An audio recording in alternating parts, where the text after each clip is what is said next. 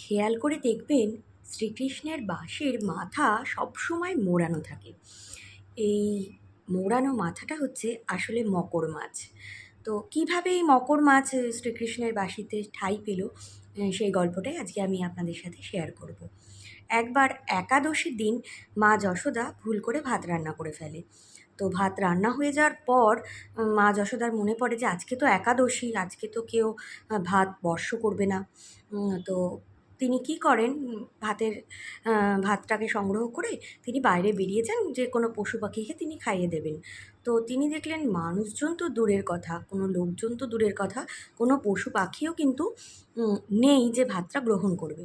তো মনের দুঃখে একটা নদীর ধারে মা যশোদা এসে বসলেন। তো মনের দুঃখে যে এতগুলো ভাত, মা লক্ষ্মী, মা অন্নপূর্ণা, আমি কি করব? তো নদীতে একটা মকর মাছ দেখতে পেলেন। তো মকর মাছকে, সেই মকর মাছটিকে আর কি ভাতগুলো গ্রহণ করবার জন্য, অন্নটা গ্রহণ করবার জন্য আর্জি জানালেন মা যশোদা। তো মকর মাছ বলে, আজকের দিনে যদি আমি ভাত গ্রহণ করি, অন্ন গ্রহণ করি, তাহলে তো আমার মহাপাপ হবে। তো সেই পাপ মোচনের জন্য তাহলে আমাকে কৃষ্ণের শরণাপন্ন হতে হবে। তো মা যশোদার অনুরোধেই শ্রীকৃষ্ণ সেই মকর মাছটিকে তার বাঁশিতে ঠাঁই দিয়েছিলেন। এটাই হলো আসল গল্প। গল্পটা তোমরা কে কে জানো আমাকে কমেন্টে জানিও, আর কেমন লাগলো সেটাও জানিও।